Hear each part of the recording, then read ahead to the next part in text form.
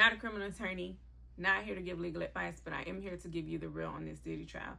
So Kerry's testimony goes more to the prosecution's case that Diddy coerced Cassie into staying into this relationship, coerced her into engaging in acts that she did not want to participate in, controlled her life, and that's why she felt like she could not leave. And so she's just another witness that the prosecution has brought forward to show up in front of the jury that, listen, while they want to sit here and say that Cassie was a willing participant, here goes another witness that can tell you they witnessed Diddy physically abusing Cassie. They witnessed the jealousy that Cassie and Diddy shared for one another. And so because he had so much control over her life, she felt like she was trapped and she couldn't do anything. So it's going to the prosecution's case of Diddy coerced this woman into staying into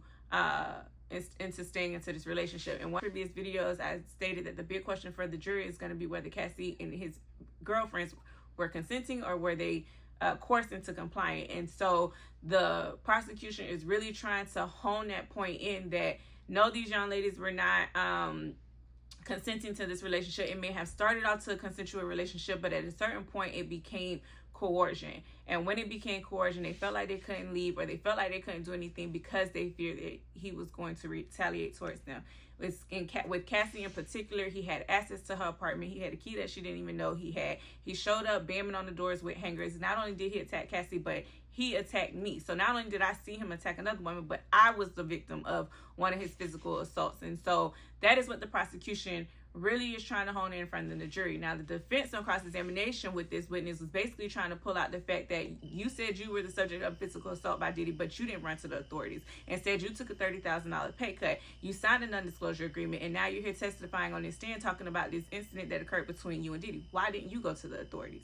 And so calling into her credibility. So what the defense is going to do, witness by witness by witness, they're going to try to attack these witnesses' credibility. Try to pull out of these witnesses that Cassie was consenting to this relationship. Trying to pull out of these witnesses that Cassie was jealous and that the reason Cassie stayed was because she didn't want another woman to have Diddy. She wanted to have Diddy all to herself. With doing that, they're trying to plant doubt into the jury's mind, because remember, the state has to prove their case beyond a reasonable doubt. If they can't do that, then essentially the jury needs to find Diddy not guilty. And so witness by witness, that's what the defense is going to do on cross-examination. You saw it here. They got her to talk about the jealousy portion, how Cassie was jealous of Diddy. But again, she came back and said Cassie wasn't the only one jealous. He was jealous. When he found out she was entertaining other folks, he got mad, he got upset, and he did things. And so again, that is what they're going to focus on. My name is Andrea Snipes-Booker, and that is the real on this Diddy trial.